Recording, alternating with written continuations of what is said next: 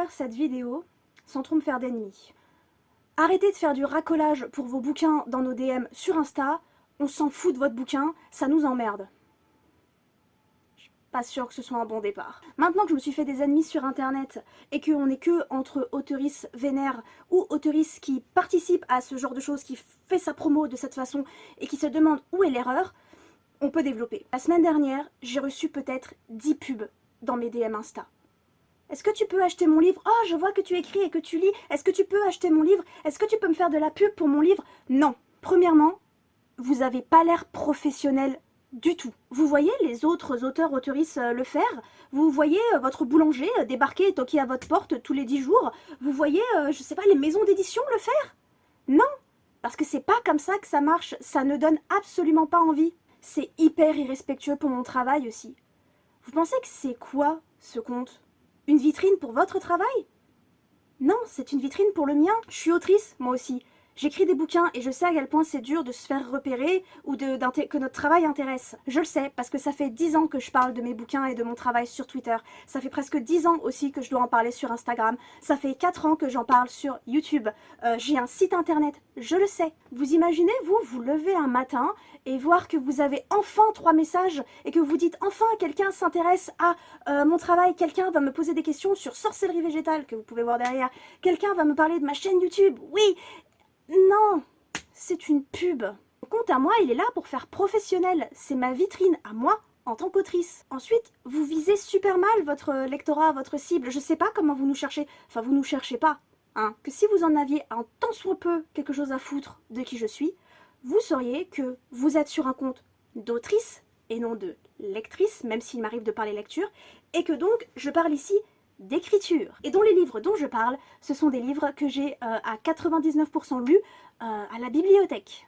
Parce que je suis radine et que non, je dépense pas ma thune comme ça. Ces auteurs que vous voyez dans ma bibliothèque, eh ben c'est des auteurs dont j'aime le travail, dont j'ai suivi le travail sur leurs réseaux sociaux, dont je fais partie de la communauté. Parce que là, si je vais acheter votre bouquin, vous pensez que j'en ai vraiment grand chose à foutre de votre travail ou de la personne que vous êtes? Là, si je vous fais une pub, vous pensez vraiment que j'en ai quelque chose à foutre de votre travail? Mais non. Et pensez pas que je fais pas de pub pour les autres auteurs, autrices, auteurices. J'ai l'impression de parler des autres beaucoup plus que de moi sur ce compte, surtout en story. Vous voulez pas d'un public sincère, des lecteurs et lectrices sincères qui vous ont découvert et qui sont tombés amoureux, amoureuses de votre travail pour de vrai? Parce que le meilleur moyen en fait de faire gonfler votre communauté, bah, c'est de bichonner celle que vous avez déjà. Et oui, peut-être que votre communauté, elle est pas aussi grande que vous le voudriez.